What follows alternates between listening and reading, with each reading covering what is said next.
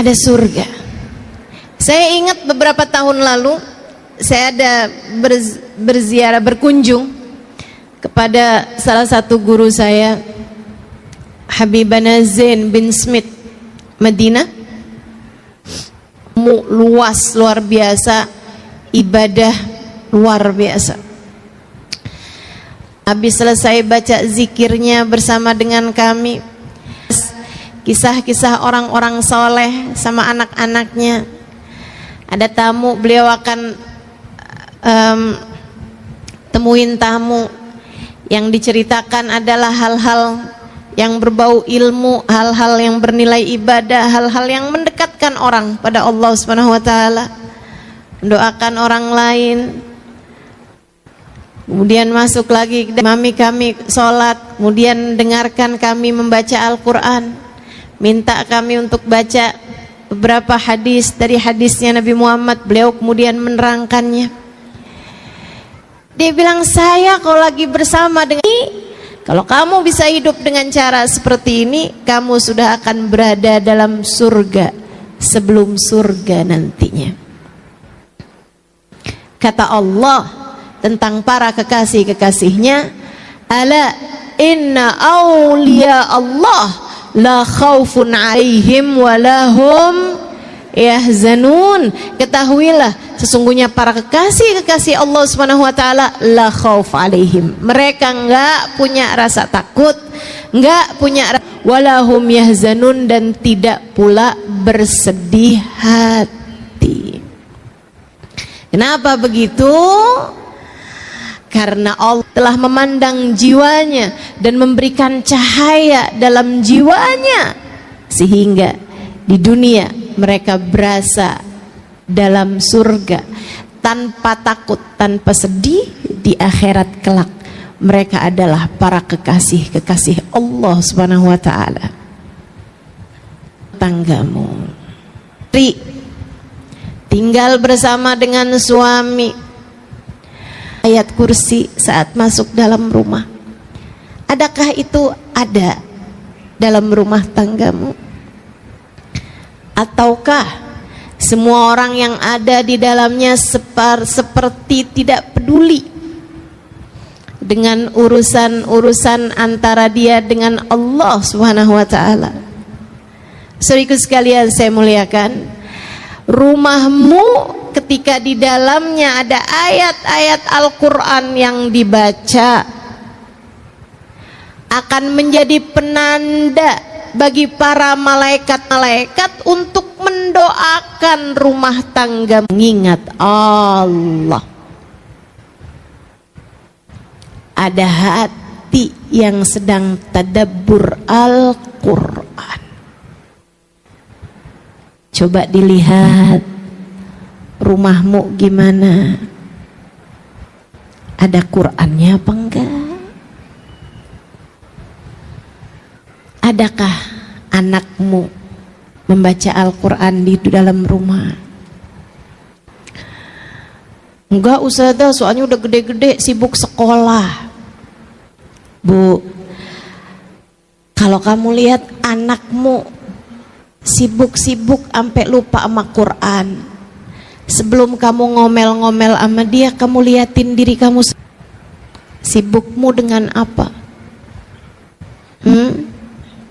Sibukmu dengan apa? Scroll Shopee? Sibukmu dengan apa? Al-Quran. Yuk, mulai kita baca. Nggak apa-apa, biar selembar, 2 lembar, nggak apa-apa. Sore baca apa? Malam sebelum tidur Al-Muluk. Itu sekurangnya ayat Al-Quran yang kita baca. Pagi baca surat Yasin.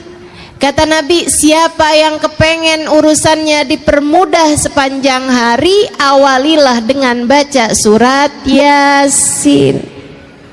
Terutama untukmu yang orang tuamu sudah berpulang ke rahmatullah, atau kaum kerabatmu sudah berpulang ke rahmatullah, pagi-pagi hari hadiahkan untuk mereka surat Yasin. Sebelum baca Yasin, kamu niatkan, ya Allah, Yasin ini saya baca untuk ibu saya yang sudah berada di sisimu, ya Allah, untuk ayah saya yang sudah meninggal dunia, ya Allah, untuk suami saya, ya Allah, yang sudah meninggal dunia. Sebutkan namanya, kemudian mulailah kamu baca surat Yasin. Iqra'u ala mautakum Yasin, kata Nabi Muhammad, bacakanlah Yasin untuk orang-orang yang sudah meninggal dunia di antara kalian. Surat Waqiah di saat sore hari, saudara sekalian. Surat Waqiah surat yang mendatangkan rizki zahir batin. Sayyidina Ibnu Mas'ud ketika mau meninggal dunia mensedekahkan nyaris seluruh hartanya. Ditanya oleh para sahabatnya, wahai Ibnu Mas'ud, kalau semua hartamu kamu sedekahkan, apa yang kamu tinggalkan untuk keluargamu? Beliau menjawab, inni taraktu lahum suratul Waqiah, aku telah meninggalkan kepada mereka surat Al-Waqiah. Aku pesankan kepada mereka untuk selalu membacanya setiap hari, sebab aku mendengar baginda Nabi Muhammad SAW mengatakan, la faqra ma'al waqiah, tidak ada kefakiran bersama dengan surat Al-Waqiah. Pengen rezeki lancar zahir batin, jangan jauh-jauh dari baca surat Waqiah. Insya Allah. Malam sebelum tidur, boleh habis maghrib, boleh habis isya, kamu baca surat Al-Mulk, surat Tabarakal Muluk. Saudara sekalian yang saya muliakan, surat Tabarak ini pendek aja 30 ayat. Akan tetapi kata Nabi Muhammad, 30 ayat hiyal munji'ah hiyasyafi'ah min adzabil qabr. 30 ayat dia dapat menyelamatkanmu dari segala macam kubur. Biasakan untuk mengerjakan ketaatan di dalam rumah. Ajak anak-anakmu untuk melakukannya. Kasih tahu suamimu untuk dapat melakukannya. Untuk Allah turunkan rahmat sehingga dengannya kamu merasakan ada surga dalam rumah tanggamu. Ketaatan jangan tinggal, sholat berjamaah jangan tinggal. Bu, saya ingat beberapa tahun yang lalu ketika tadi yang saya sampaikan, Habibana Zain bin Smith, guru saya di Madinah, beliau beberapa tahun yang silam masih sering berkunjung ke Indonesia bersama dengan istri beliau yang saat ini sudah meninggal dunia, almarhumah Hubabah Maryam, wanita bijaksana yang saya ceritakan juga di buku Bidadari Bumi yang kedua.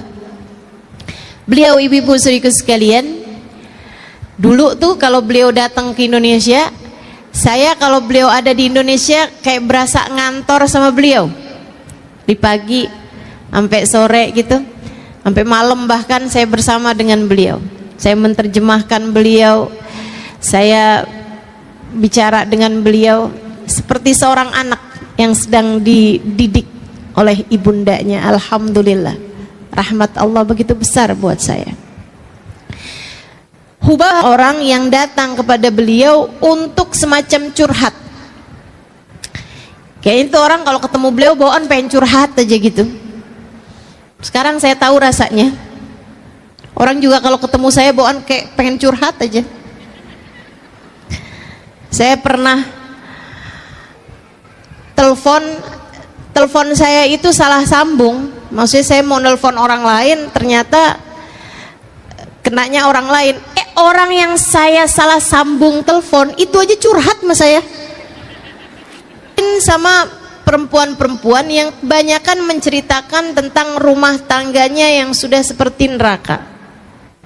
Bu, saya kasih tahu padamu, itu yang curhat-curhat, yang rumah tangganya berantakan, yang dalam rumah tangganya itu sudah hampir pecah karena sudah tidak ada lagi keharmonisan dalam rumah tangga,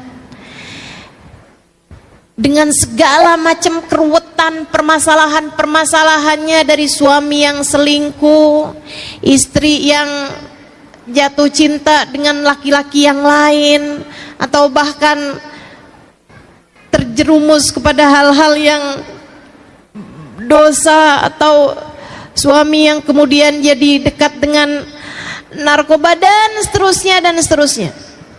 Permasalahan-permasalahan yang sangat banyak dalam rumah tangga membuat saya yang waktu itu baru menikah beberapa bulan jadi mikir gitu, apa nggak salah keputusan yang saya ambil ini ya.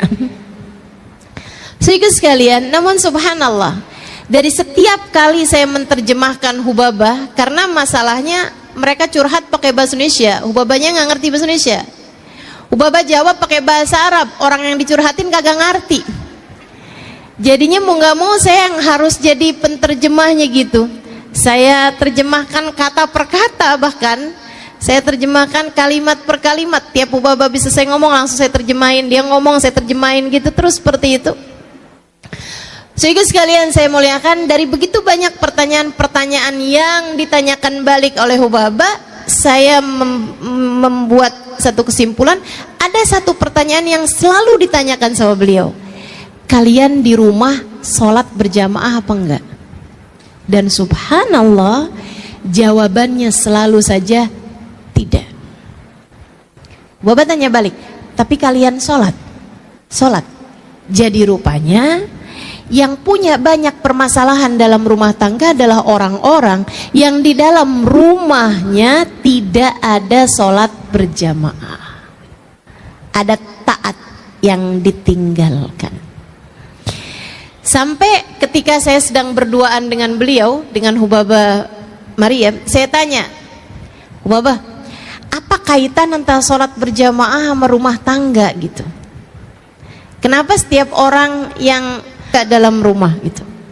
Kata Hubabah, ya Halimah, ma sami'ti qaul Rasulillah sallallahu alaihi wasallam, kamu nggak pernah dengar nak hadisnya Nabi Muhammad alaihi wasallam, la tusawwuna sufufakum aw la yakhtalifanna qulubakum, hendaklah kalian ratakan soft salat kalian atau akan bercerai-berai hati kalian. Jika soft tidak rata saja membuat hati bercerai-berai, bagaimana pula dengan yang tidak sholat berjamaah sekalian? Sholat berjamaah menyatukan hati. Kamu kalau kepengen rumah tanggamu berada dalam surganya, laksanakanlah sholat dengan berjamaah di dalam rumahmu itu. Insya niat apa enggak niat nih kira-kira? Mulai kapan sholat berjamaahnya? Sekarang. Insya Allah kerjain ya. Ustazah, suami saya kerja ustazah. Nggak apa-apa, kerja, tapi di saat beliau berada dalam rumah, di saat dia sedang berada dalam rumah dan kamu juga sedang berada dalam rumah, maka kalian ngerjain sholatnya jangan masing-masing, jangan sendiri-sendiri, sholatlah dengan berjamaah. Faham? Suami saya sholatnya di masjid ustazah. Oke. Tapi kan biasanya biar bagaimanapun ada masanya ketika suami harus sholat di rumah, ya kan begitu? Nah, saat dia sedang mengerjakan sholatnya di rumah, kamu sholatlah dengan berjamaah bersama dengan dia. Itu maksud saya. Insya Allah. Jangan tinggal ketaatan. Ini syarat mutlak menghadirkan surga dalam rumah tanggamu. Yang kedua, tinggalkan dosa. Ustazah, saya sih bisa tinggalin dosa ustazah, tapi suami saya enggak. Dia selalu saja mengerjakan dosa-dosa di dalam rumah tangga kami. Bu, mulailah dari dirimu sendiri dulu. Mulailah dari dirimu sendiri dulu. Tinggalin dosa-dosa. Saya nggak ngerjain dosa ustazah. Yakin? Ngomelin suami kamu pikir bukan dosa? nilep duit suami ketika kamu lagi nyuci baju, terus nemu ternyata di saku bajunya ada uangnya, kamu pikir nggak dosa? Ustazah, emang itu dosa ya? Bukannya rezeki istri soleha? Yuk tinggalin dosa. Bu, saat kamu bohong, kamu pikir itu nggak dosa? Dosa. Al-mu'min la yakdzib, kata Nabi Muhammad. Orang mukmin nggak bohong. Orang mukmin nggak bohong. Orang mukmin nggak bohong. Saya ulang-ulangin ini, Bu, orang mukmin nggak bohong. Sengaja saya ulangin terus, orang mukmin nggak bohong. Biar kamu ingat dalam pikiran kamu, orang mukmin gak bohong. Saat kamu nanti mau berbohong, entah kepada anakmu, entah kepada suamimu, entah kepada siapapun, kamu ingat ucapan saya, orang mukmin gak bohong. Sebab ucapan saya adalah apa yang telah disampaikan baginda Nabi besar Muhammad sallallahu alaihi wasallam ketika beliau ditanya, wahai Rasulullah, yaznil mu'min, apakah orang mukmin ada yang berzina? Kata Nabi Muhammad, bala wa yatub, iya, ada orang mukmin berzina kemudian dia bertaubat. Ya Rasulullah, yasrikul mu'min, apakah orang mukmin ada yang bisa nyuri? Ada, kata Nabi Muhammad, wa yatub, tapi kemudian dia bertaubat dari apa yang dia lakukan. Nabi disebutkan beberapa dosa, kemudian Nabi Muhammad mengatakan na'am wa yatub, iya, tapi kemudian dia bertaubat. Tapi kemudian dia bertaubat. Syaratnya seorang mukmin bukan pada dosanya, akan tetapi pada taubatnya. Bukan artinya, oh berarti nggak apa-apa ya Ustazah ngerjain perbuatan-perbuatan dosa. Bukan begitu. Akan tetapi orang mukmin mungkin pernah mengalami masa lalu yang kelam, akan tetapi kemudian dia bertaubat dari masa kelamnya tersebut. Ketika ditanya, ya Rasulullah, yakdzibul mu'min, apakah orang mukmin bisa berbohong? Nabi Muhammad mengatakan, la, al mu'min la yakdzib, enggak, orang mukmin enggak bohong. Kamu kapan terakhir kamu berbohong? Tadi pagi. Kapan terakhir kamu berbohong? Ibu-ibu saudariku sekalian, saya muliakan, berapa banyak kebohongan yang telah kamu lakukan.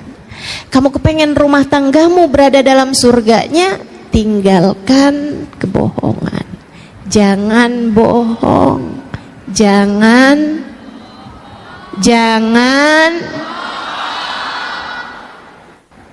ingetin terus ucapan saya ini. Jangan bohong.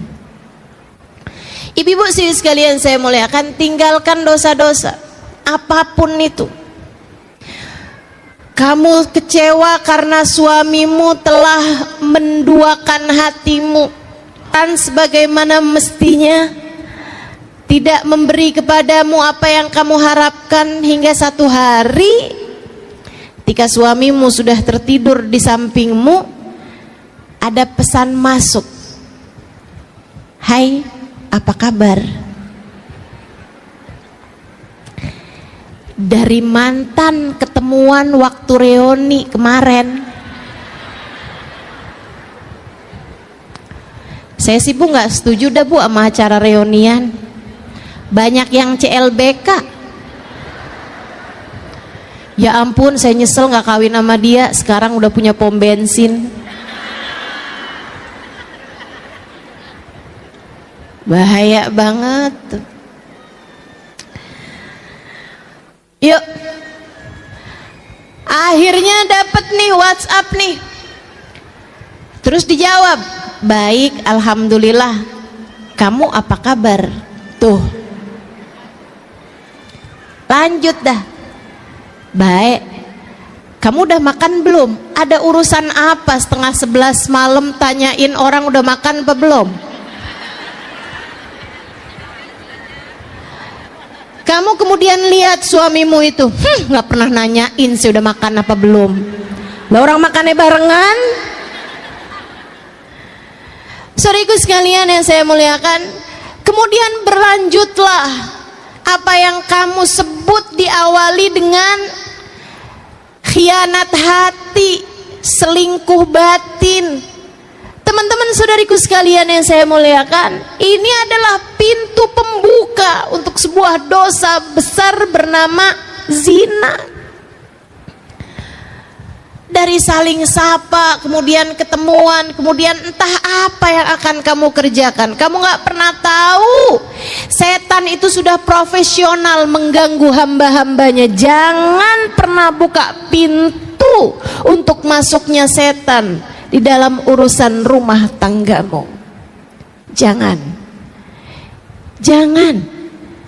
Bisa jadi laki-laki lain lebih ganteng, lebih perhatian, lebih baik, lebih soleh, tapi dia bukan suamimu. Kunci surgamu tidak berada jalan surga ketika kamu taat baik padanya, jalan neraka ketika kamu menghina dia, ketika kamu tidak memperlakukan dia dengan semestinya.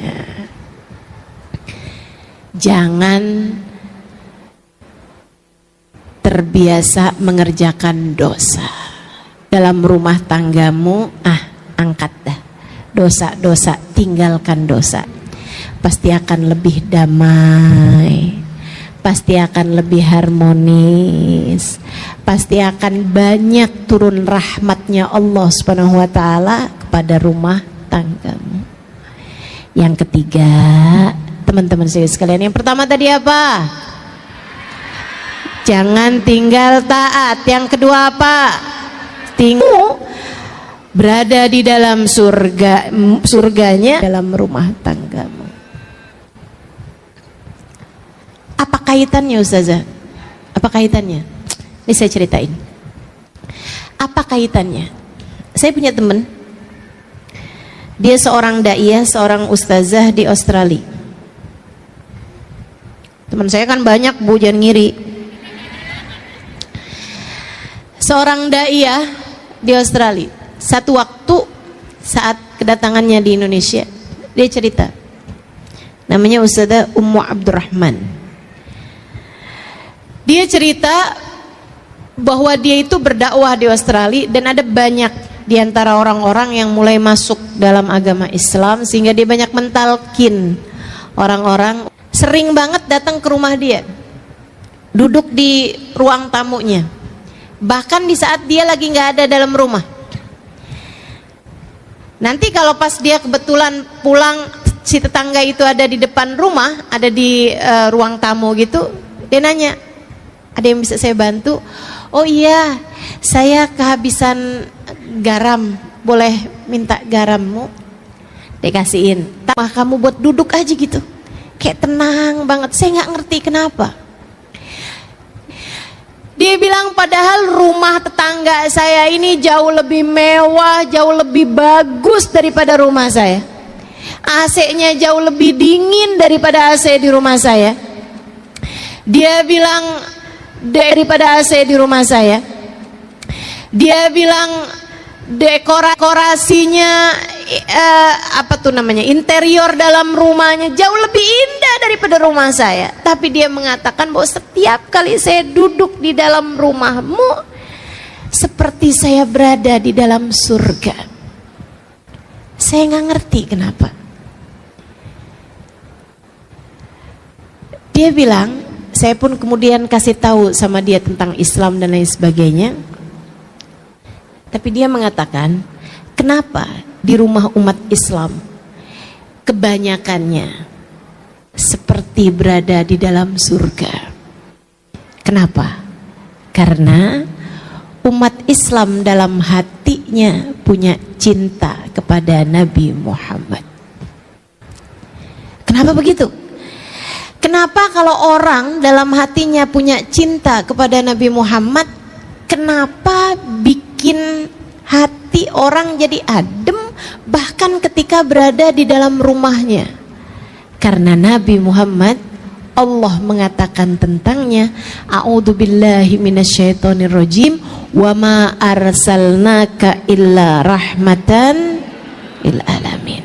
Dan tidaklah kami utus engkau wahai Nabi Muhammad melainkan sebagai bentuk kasih sayang kami, rahmat kami di atas muka bumi ini.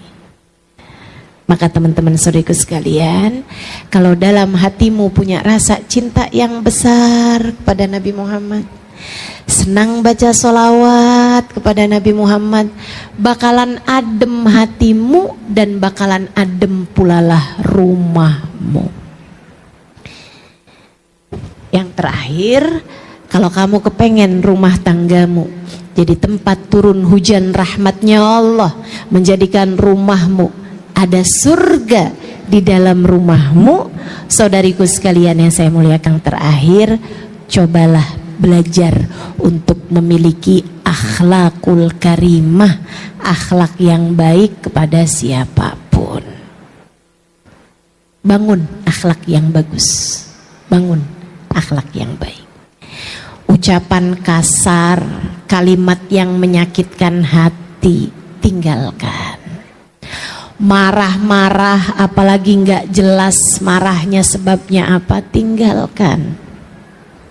Tinggalkan.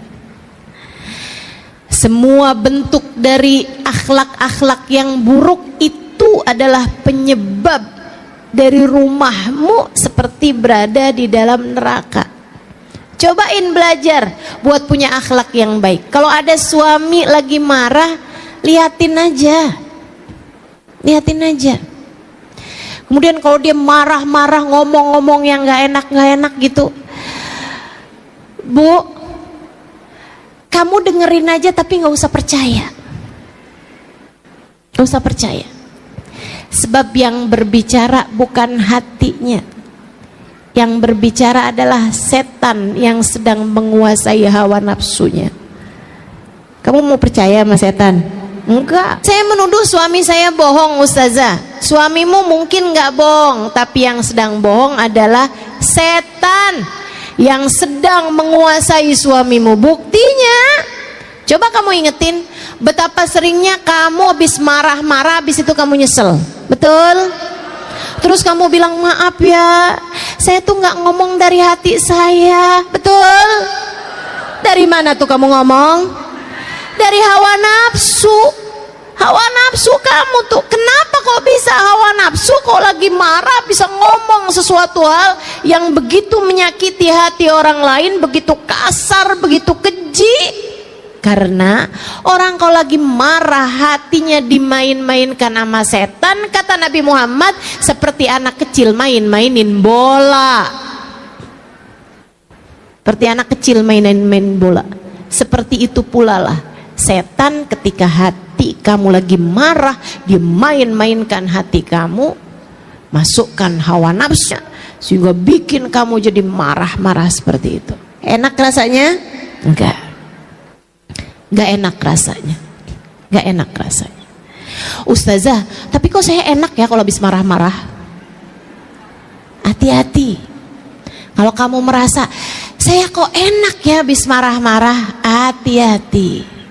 Jangan-jangan kamu sudah bukan lagi seseorang yang sedang dimain-mainkan hatinya oleh setan, melainkan kamu berubah jadi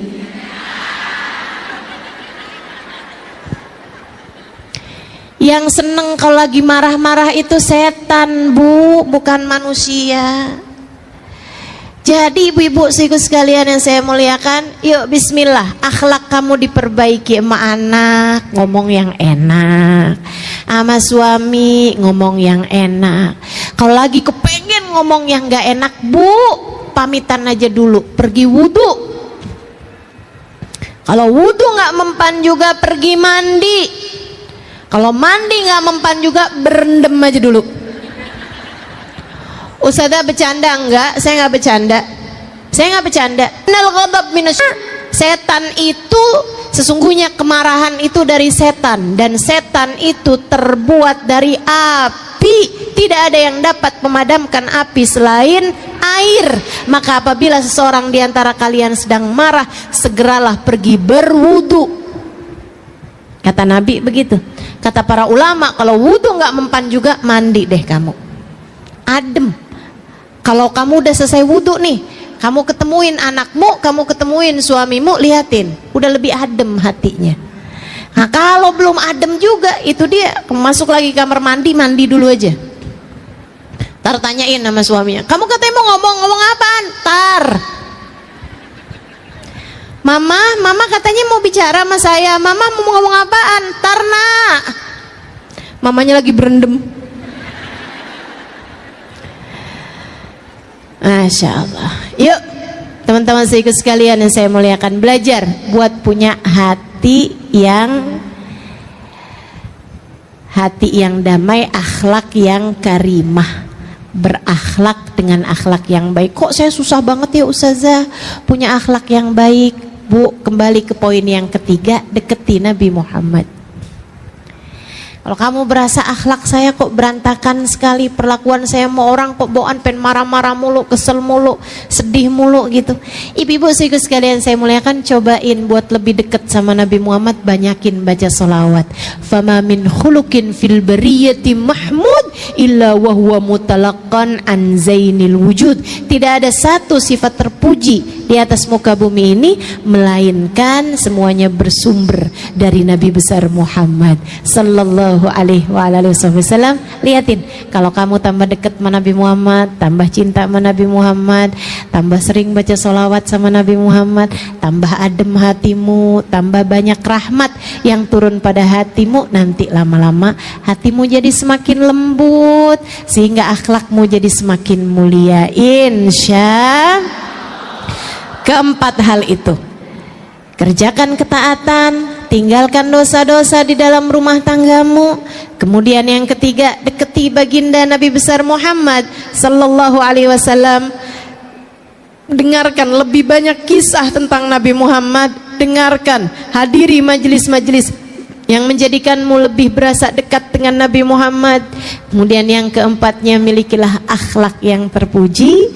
Keempat hal tersebut jika ada di dalam rumah tanggamu akan menjadi surga sebelum surga nantinya.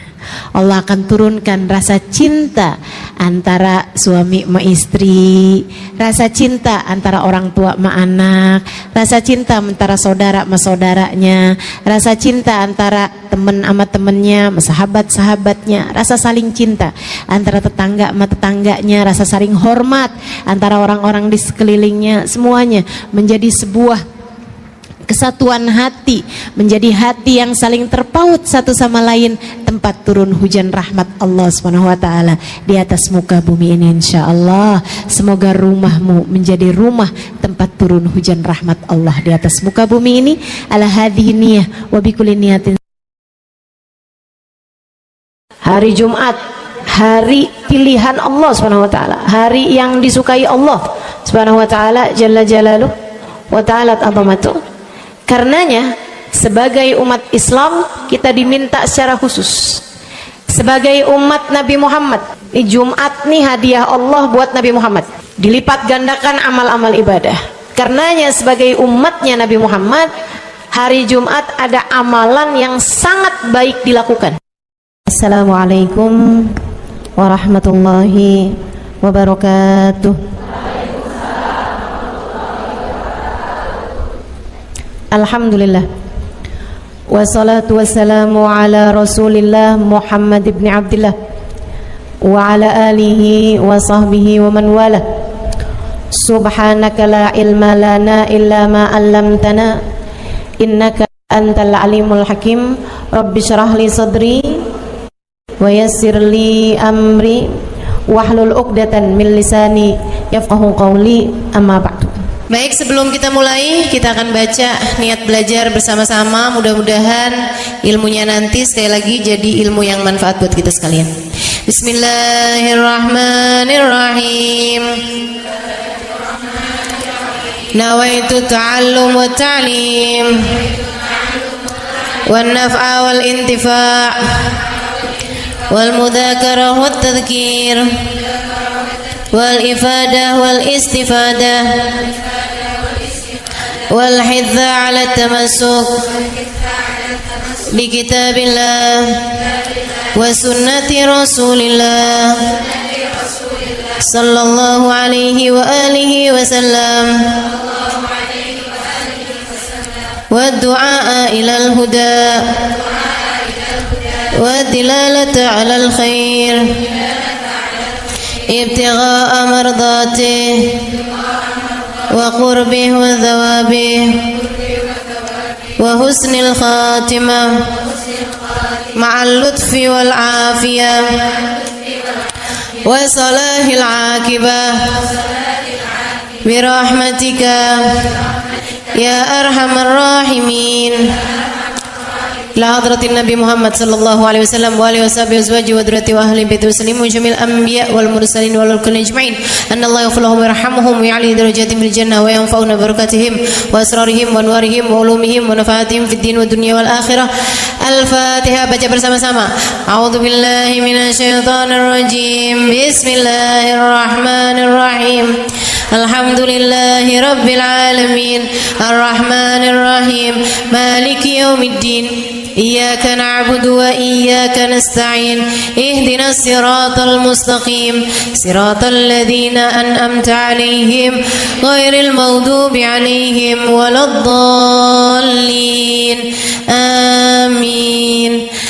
Taqabbalallah minna wa minkum, taqabbal ya karim. Amalan kalau dikerjakan hari Jumat berlipat ganda 10 kali lipat.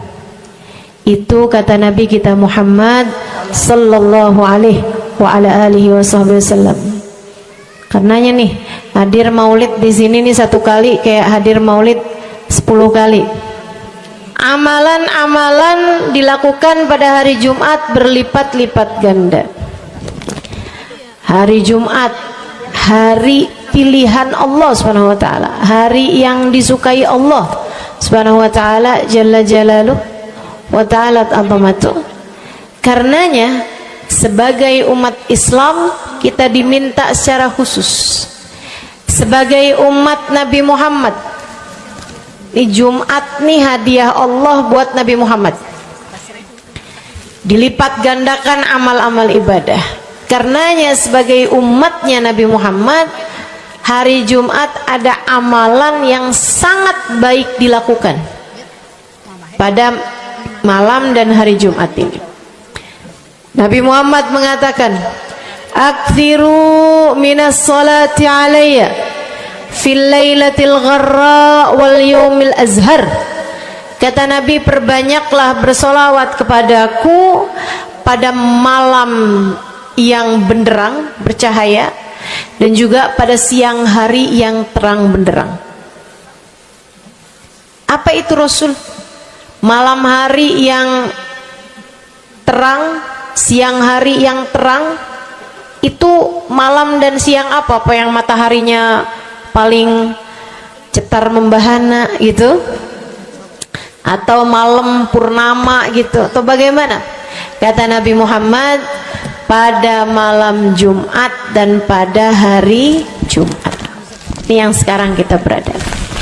Disunahkan, dianjurkan, direkomendasikan kita umat Islam untuk secara khusus memperbanyak bersolawat kepada Nabi besar Muhammad. Maka kita hadir pada maulid hari ini, pagi ini, mudah-mudahan dapat banyak keberkahan. Karena dalam maulid tuh per berapa baca solawat sekian, baca solawat dikit-dikit, solawatan, kan begitu. Alhamdulillah.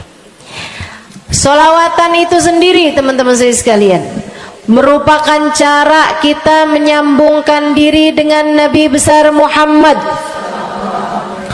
Fadilahnya banyak banget, fadilahnya banyak banget. Solawatan itu banyak banget. Semua yang kamu perlukan, semua yang kamu idam-idamkan, semua yang kamu harapkan dunia hingga akhirat ada dalam keberkahan, ada dalam fadilah bersolawat kepada Nabi besar Muhammad sallallahu alaihi wasallam. Setara vitamin kalau saya lihat-lihatin. Solawat itu setara vitamin. Kalau buat badan nih, solawat itu sama dengan vitamin. Vitamin itu orang sehat bagus, orang sakit bagus, orang baru habis sakit bagus. Orang kalau sehat perlu banyak vitamin untuk menjaga kesehatannya.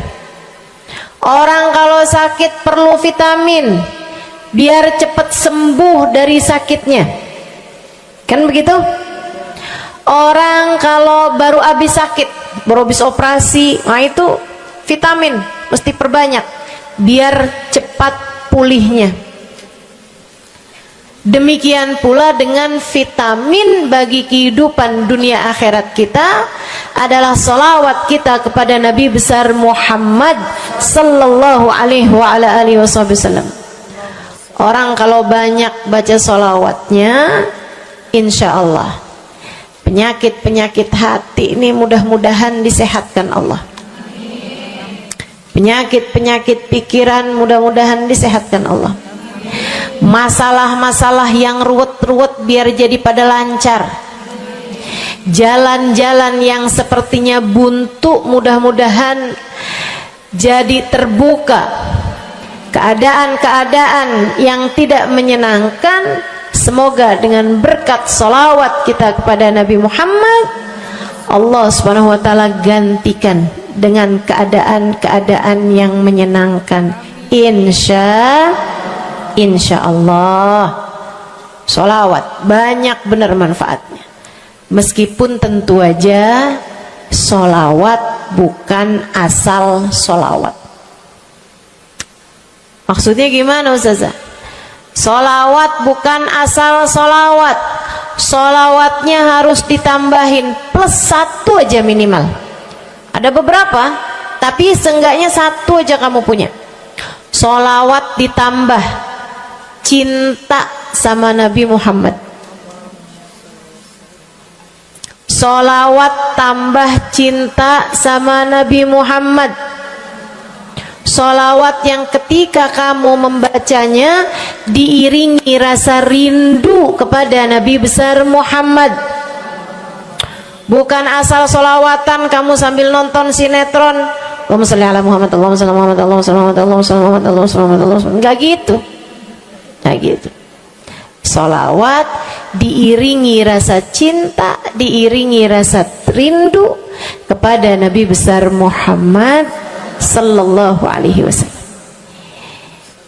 Itu yang diharapkan untuk dilakukan, sehingga dengan cara itu fadilah-fadilah sholawat yang banyak insya Allah Allah subhanahu wa ta'ala raihkan buat kita. Apa aja? Yuk saya mau ngasih tahu beberapa di antaranya. Banyak masalahnya, saya mau nyebutin beberapa aja di antaranya. 1. Sholawat itu adalah amal ibadah kita yang tidak diwajibkan khusyuk, tidak wajib tahu artinya satu persatu. Jadi andai pun kita membacanya karena riya sekalipun, riya nih mau pamer, misalnya gitu ya, biar orang tahu suara saya bagus. Allahumma salli ala Sayyidina Muhammadin tibbil qulubi wa dawaiha wa afiyatil abdani wa shifaiha wa nuril absari wa diyaiha wa ala alihi wa sahbihi wasallim. Suara saya bagus apa enggak? Bagus. Saya tadi berasa suara saya bagus, pas dengerin ibu-ibu kayak lebih bagus deh. Misalnya andai saya membaca sholawat sementara hati saya nggak murni, akan tetapi ada riak-riaknya. Hati saya nggak murni bener-bener nyari ridho Allah, akan tetapi masih ada kayak biar orang tahu saya rajin sholawatan, biar orang tahu nih saya sering bersolawatan, biar suami saya tahu nggak bawel mulu. Allahumma sholli ala sayyidina Muhammadin tibil qulub. Kamu tuh dari tadi nonton aja Allahumma sholli ala sayyidina Muhammadin tibil qulub. Misal gitu ya. Pokoknya yang namanya sholawat itu andai pun dibaca tanpa kehusyuan dan ada riyaknya sekalipun, itu masih mungkin untuk diterima sama Allah. Katanya Imam Syafi'i alaihi ridwanallah, Imam Syafi'i radhiyallahu ta'ala anhu arba'ah, beliau mengatakan kullu amal ibni adam bainal qabuli wa raddiya illa salatu ala al-habibi Muhammadi fa innaha maqbulatun hatman bighairi taraddudi. Semua amal ibadahnya manusia nih ada yang diterima, ada yang ditolak. Amalan kita nih ada yang diterima, ada yang ditolak. Amalan dari orang Islam yang hatinya punya cinta sama Nabi Muhammad. Amalan dari orang Islam yang hatinya punya cinta sama Nabi Muhammad. Sebab kalau hati udah nggak ada cinta-cintanya sama Nabi Muhammad, bahkan Islam pun sulit untuk dia pertahankan. Sebab syahadat tak hanya berisi la ilaha illallah, melainkan juga berisi Muhammad Rasulullah. Kata Imam Syafi'i, kullu amal ibni Adam bainal qabuli wa raddiha. Semua amal ibadahnya umat nih ada yang diterima, ada yang ditolak. Illa salatu alal habibi Muhammadi, selain salawat kepada Nabi Muhammad. Fa innaha maqbulah, karena sungguhnya salawat itu akan diterima oleh Allah hatman bighairi taraddudi, secara pasti tanpa ada keraguan-raguan. Kamu mati bawa iman, salawatmu semua diterima sama Allah. Dengan syarat tadi, mati bawa iman, salawatmu akan diterima semua sama Allah Subhanahu wa taala jalla jalaluhu wa ta'ala azamatuh. Saya pernah nanya sama saya punya kiai di Tegal. Saya bilang, kenapa salawat itu pasti diterima sama Allah? Beliau memberikan ibarat. Kata beliau, karena Nabi Muhammad itu kekasih Allah. Karena Nabi Muhammad itu manusia paling tercinta di sisi Allah. Sehingga apapun kalau lewat jalannya Nabi Muhammad, itu akan lebih mudah buat diterima sama Allah. Semacam begini loh, kata kiai saya, semacam begini nih. Kamu kalau kirim surat misalnya ke gubernur, apalagi presiden, apalagi raja misalnya, kamu kalau mau kirim surat kepada orang besar, maksudnya orang yang memiliki kekuasaan atau pangkat atau apapun lah.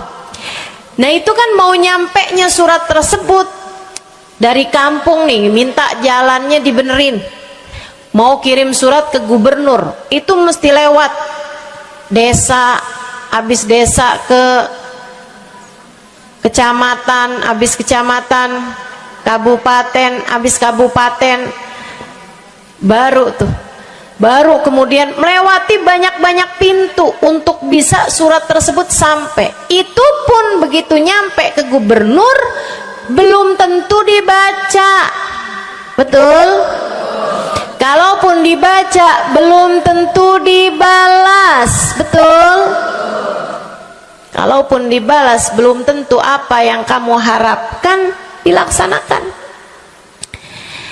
Akan tetapi kalau kamu punya jalur khusus, kenal sama anaknya gubernur, bahkan bukan cuman kenal, kamu dekat, apalagi jika bukan hanya dekat tapi kamu disayang sama anak gubernur.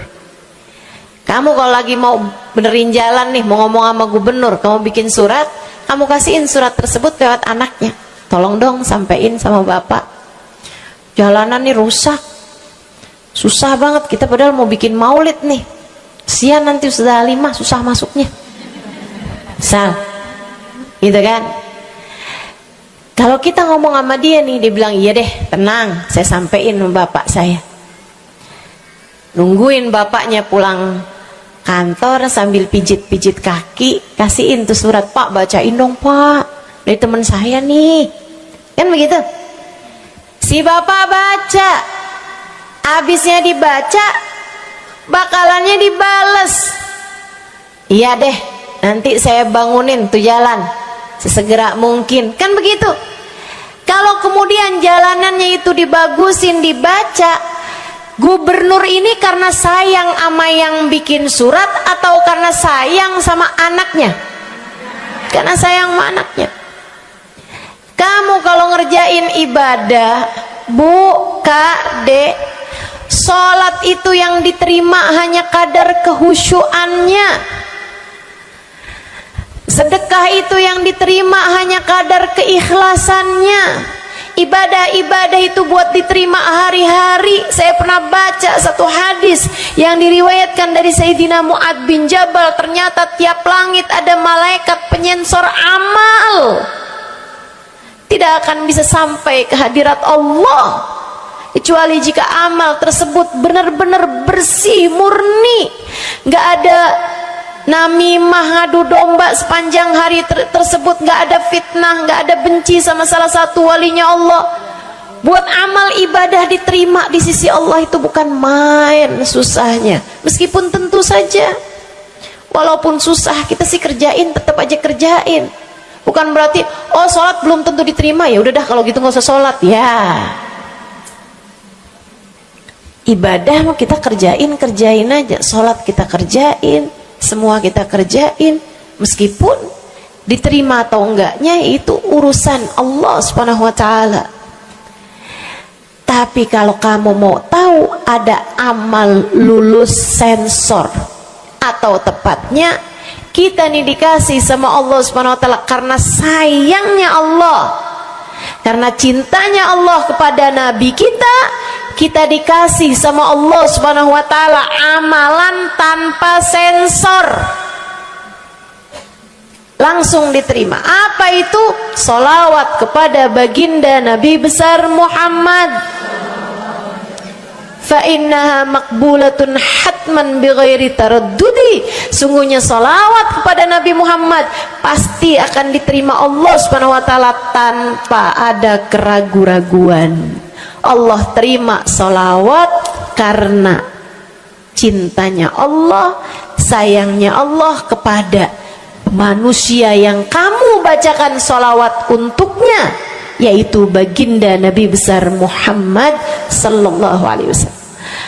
Rahmatullah, hubballah, karamatullah ila man yusalli alaih, la ila man yusalli minhu. Allah tuh rahmat, sayang, cinta kepada orang yang dibacakan sholawat kepadanya, sehingga sholawat diterima bukan karena memandang siapa yang membaca sholawat tersebut. Makanya saya sering sholawatan, saya seneng sholawatan, saya seneng sholawatan, saya seneng hadir majelis maulid, saya seneng baca maulid, saya seneng qiyam bersama-sama. Kenapa? Karena ini adalah amalan yang kayaknya paling pantas buat kita lakukan. Allah kalau mau lihat pelaku amal dulu baru diterima amalnya, waduh, kayaknya nggak lulus sensor nih. Allah kalau mau lihat hati kita dulu, keadaan kita dulu, baru menerima amal ibadah, ya Allah, belum tentu ada amal ibadah saya yang layak diterima oleh Allah. Tapi kita punya sholawat, alhamdulillah. Ada dalil nggak tuh Ustazah sampai sholawat itu semuanya diterima sama Allah tuh? Dalilnya dari mana? Karena nih di negeri kita nih ada, saya pernah dengar Ustazah, di kampung kami ada orang-orang yang jadi anggota GAS. Apa itu GAS? Gerakan anti sholawat lah.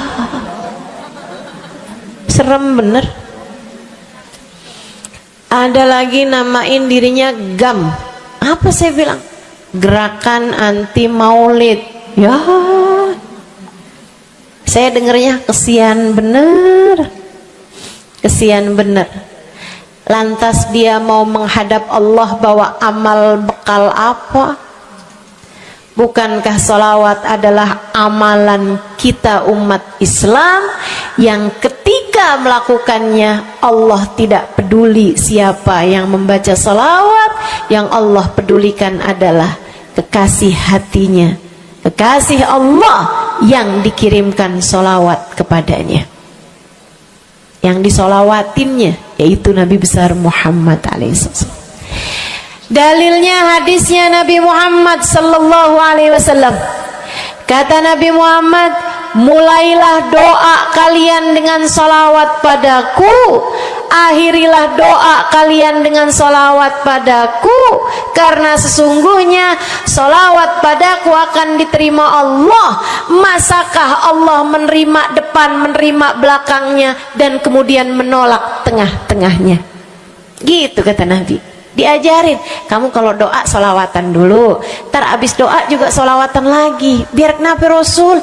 Biar di awal diterima udah pasti, di akhir diterima udah pasti, tengah-tengahnya nih doa kamu biar diterima sama Allah SWT. Artinya bahwa solawat itu memang amalan kita yang akan diterima Allah Subhanahu wa ta'ala. Andai nggak ada fadilah solawat selain yang ini, saya akan bersolawat. Andai nggak ada fadilah lain nih, nggak ada solawat tuh fadilahnya cuma amal ibadah yang diterima sama Allah, saya mau kerjain. Karena nggak gampang mau nyari amal ibadah yang kita pantas diterima oleh Allah Subhanahu Wa Taala. Bu, sholatmu seberapa mampu buat khusyuk? Hah? Lagi sholat, ada tetangga ketuk pintu, dibukain sama anak kita. Itu sebelum dibukain hati kita, ya ampun pada kemana sini? Gak dibuka-buka tuh siapa lagi yang datang? Kita udah sampai yang Bismillahirrahmanirrahim, sampai kita keras-kerasin, kagak juga ada yang bukain pintunya. Udah berisik sholat kita, Bu, baca apaan, yang kita inget apaan? Habis dibukain pintu diomongin, iya nih mau ngundang tetangga belakang rumah nih, mau nyunatin anaknya nanti hari Minggu jam 8 pagi, iya ada pengajian, undang kiai dari kampung sebelah. Itu semuanya informasi yang disampaikan sama tuh tamu, kita dengar semua. Sampai udah mikir mau ngamplop berapa enaknya ya, panjang bener. Betul begitu? Pakai baju yang mana ya? Betul begitu? Berisik. Ustazah kok tahu? Iya, nah saya juga gitu. Sholat kita masih bising, sholat kita masih berisik, rasanya masih belum pantas sholat kita ini untuk bawa kita menuju surga. Belum pantas rasanya sholat kita ini untuk kita haturkan kepada Allah Subhanahu wa ta'ala. Sholat kita ini belum layak diterima, bagaimana mungkin untuk dibalas? Diterima aja masih belum pantas. Katanya Sayyidina Hasan Al-Basri alaihi ridwanullah, salah la tahdur fiha al-qalb fahiya ila al-uquba asra. Salat yang hati kamu nggak hadir di dalamnya lebih mendekatkanmu kepada azabnya Allah Subhanahu wa taala. Naudzubillah min dzalik. Gimana nih modelannya? Gak bisa kita andalkan sholat kita, meskipun tentu saja kita tetap harus sholat. Jangan tinggal sholat. Ninggal sholat tuh kayak lagi gunting-guntingin tali yang antara kita dengan Nabi Muhammad. Kita nih sama Allah dikasih banyak tali nih. Kamu kalau berani ninggal sholat tuh kayak lagi guntingin tali. Sekali kerjain, cret, putus. Sekali lagi kerjain, cret, putus. Ada beberapa tali, udah tuh. Ninggalin sholat beberapa kali dengan kesengajaan, dengan pengetahuan, sangat sulit untuk menyambungkan dirimu dengan baginda Nabi besar Muhammad sallallahu alaihi wasallam yang telah mengatakan sesungguhnya perbedaan antara kita dengan orang non muslim adalah urusan sholat. Jadi itu fadilahnya sholawat. Jadi amal ibadah yang akan diterima Allah. Yang kedua, sholawat itu fadilahnya teman-teman sekalian menjadikanmu lebih mungkin dikenal sama Nabi Muhammad. Ini kalau buat saya penting banget. Jadi seseorang dikenal sama Nabi Muhammad. Ibu, kata orang nih saya terkenal. Diam semua. Kata orang saya terkenal. Seenggaknya follower saya lebih banyak lah daripada ibu-ibu. Ya kan begitu? Seenggaknya yang dengerin kajian-kajian saya lebih banyak lah daripada yang dengerin ibu-ibu di rumah. Tapi ya Bu, kalau saya pikir-pikirin, sebenarnya dikenali sama siapapun itu enggak jadi manfaat kalau saya tidak dikenal sama Nabi Muhammad. Sebagaimana ibu-ibu, andai nggak ada siapapun mengenal dirimu Bu, kayak tetangga aja mau ngawinin kamu nggak diundang, misal andai nih saudara kita sendiri kenal tapi kayak nggak mau kenal gitu, andai nggak banyak orang kenal sama kita gitu kan, karena ya kita bukan sesiapa, misalnya gitu. Ibu-ibu saudaraku sekalian, itu Bu nggak cukup berpengaruh bagi dunia akhiratmu, bagi dunia terutama bagi akhiratmu, jika meski tidak banyak orang mengenalmu, akan tetapi Nabi Muhammad sallallahu alaihi wasallam mengenalmu. Saya sering bercerita tentang Zarqa, seorang perempuan, nggak ada siapapun kenal. Tetangganya kenal juga gitu aja, nggak ada yang sayang gitu, nggak ada yang cinta gitu kan, nggak ada yang perhatian gitu juga, biasa aja. Perempuan paruh baya, nggak punya sesiapa, tinggal sebatang kara di rumah, mau bikin baik sama orang, ngasih sedekah sama orang juga nggak punya duit banyak-banyak gitu, buat hari-hari sendiri aja gitu. Akan tetapi satu hari Islam masuk ke dalam hatinya, membuat Zarqa jatuh cinta kepada Nabi Muhammad. Hatinya penuh cinta kepada baginda Nabi. Satu hari Zarqa kangen gitu sama Nabi. Ya Allah, masuk Islam dah tua-tuaan gini ya, jalan susah. Tapi masa sih saya nih di dunia tinggal sezaman sama Nabi Muhammad, tapi saya nggak bisa sering-sering ketemu sama Nabi. Paksain aja dah, bismillah dah. Keluar dari rumahnya Bu, jalan aja terus berjam-jam sampai ke Madinah. Di Masjid Nabawi, Masjid Madinah, masjidnya Nabi, duduk nungguin Nabi, mau ngetuk pintu nggak sopan, berasa nggak adab, nggak akhlak, ngetuk rumah Nabi Muhammad alaihissalam. Nungguin di luar di masjid, sambilan nungguin dilihat ada sampah, ada kotoran-kotoran di sekitar masjidnya Nabi. Di lantainya kan tanah, dindingnya juga bukan sesuatu yang ini gitu, nggak dicat juga gitu kan. Akhirnya diambilin sampah-sampah tersebut. dibersihin masjid Nabi Muhammad, disapuin nama dia masjid Nabi. Dia melakukan itu bukan karena apaan sih ini orang-orang nih masjidnya dibiarin kotor, astagfirullah, nggak gitu. Tapi dia melakukan itu bukan sambil ngomelin orang-orang yang buang sampah sembarangan, akan tetapi karena rasa cinta kepada baginda Nabi besar Muhammad sallallahu alaihi wasallam.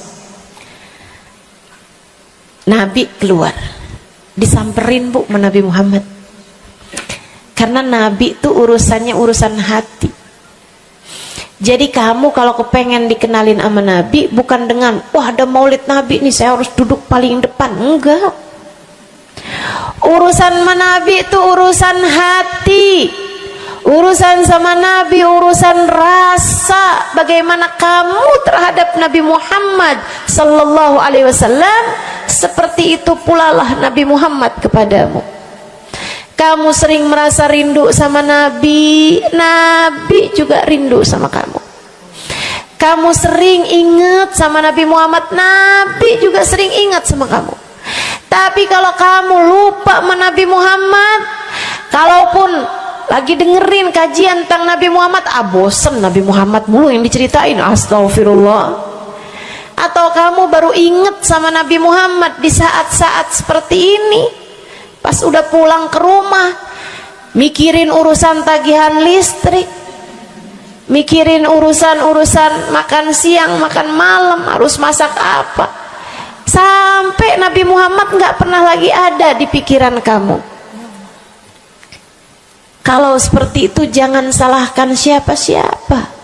Jika kamu pun juga menjadi seseorang yang dianggap lalu saja oleh Nabi Muhammad, nggak dikenali secara khusus.